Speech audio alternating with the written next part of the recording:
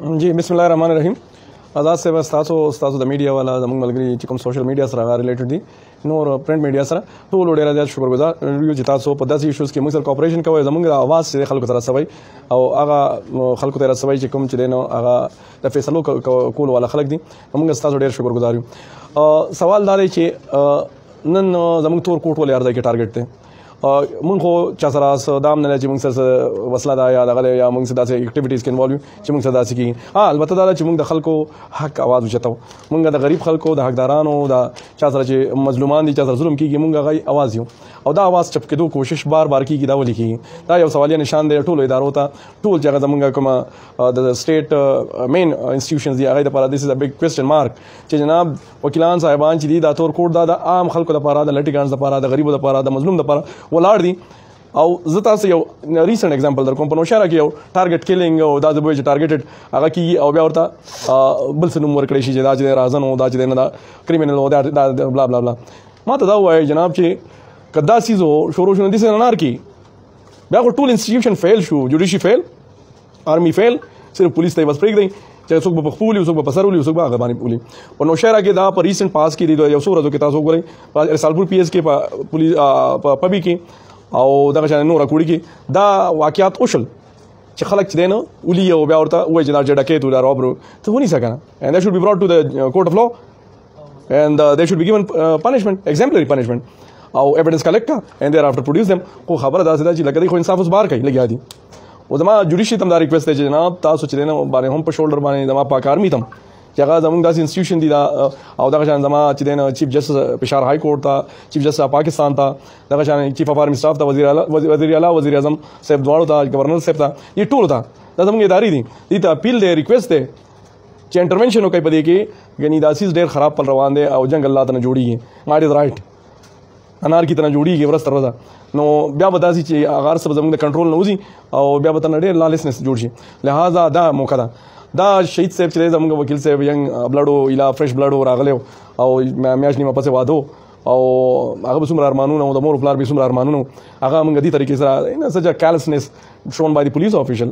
څه غل نو څه ډاکو نو څه هغه نو او پولیس والا څه کریمینل نو پولیس والا څه ټیرریسټ نو چې رالو نه غای in this way he was murdered brutally he was murdered نو لکه په دې ادارو باندې خلکو ټرست چې خلک وایي چې ته انفارمیشن ورکړي چې راشه ما سره فلانې ظلم کوي نو چې بیا دې دغه شان کارونه شروع کی نو انصاف د لپاره خلک چرته ځي خلک به خپل گریوینس چاته وړي لہذا ما ریکوست ده چې مونږه وکالات هم ریکوست ده میډیا والا پرسنز هم چې یریږي ما روزي تاسو زموږ مټي تاسو زموږ आवाज یې تاسو زموږ आवाज جوړ کړئ د وکلاو او ټول کوټ تاسو سره ولاړ دی د ټول چې سیول سوسایټي کوم لاغي سره تور کوټ ولاړ دی لہذا دا شهید چې دینه دا د خون راګال نشي او مونږ ټول باندې دا ریسپانسیبিলিټي ده چې مونږ ودرېګو او یو واشو یو موټي شو هغه سیول سوسایټي دا هغه وکیلان صاحبان دي هغه نور پروفیشنلز دي ډاکټرز دي یا نور سوسایټي سیول سوسایټي دا چې مونږ په یو پیج شو اله به د عمل سميږي او بل خبره ده چې کوم زمونږ institutions دي هغه هیډز تم دا ریکوست کوم چې کاینډلی انټروین کو نن مونږه فیصله ونه کا او داسې خلکو خلاف مې اکشن وانه غوښتلو او such a practice continued no god forbid چې this would fall دا سټیټ به فال شي because کوم دي کې انصاف نه کوم دي کې هغه عدالت نه کوم دي کې قانون قاعده نه هغه سټیټ فیل کیږي لہذا مونږ ریکوست کوو چې دا ملزمان چې کوم په شهید صاحب چې میا سه ملي شاه صاحب په قطر کې هغه they are arrested or they should be given exemplary punishment. A fair trial be provided to the complainant party. Secondly, fair investigation be carried out. Now, also,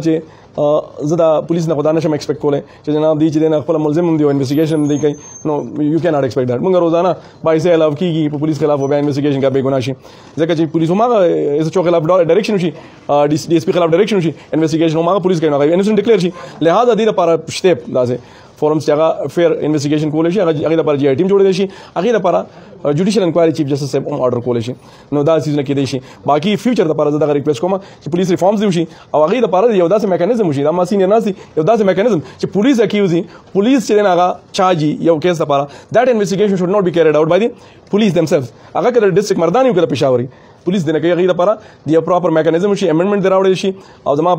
خپل لیجسلیچر تم ریکوست ده چې په دې پراپر امندمنت وکړي چې پولیس اکیوز شي او انویسټیګیشن به وکړي پولیس رولز کې پولیس اکټ کې امندمنت راوړي چې هغه بل یو اداره کوي انویسټیګیشن زما دغه یو څو ماته ګډه خبر وي تاسو ډیر مننه زما سینې ناس دي په مخ کې خبرې راځو کی او حالانکه زما سینې زما ډیر خپويږي او په دې خبرو باندې زما اپیل دی ټول ادارو ته ټول عام عوام ته چې موږ سره وکلا سره ودرېږي دا وخت یعنی دا ظلم زیاتې بشوري بغیر وارنټ هم خلک راځي پاتې بینیسیم او ظلم زیاتې بشوري نو بیا هغه نه نار کې راځي دا سټیټ بفیل کیږي لہذا دا زموږ وطن دی دا زموږ ملک دی دا چې یو بل مضبوط کو ډیر مننه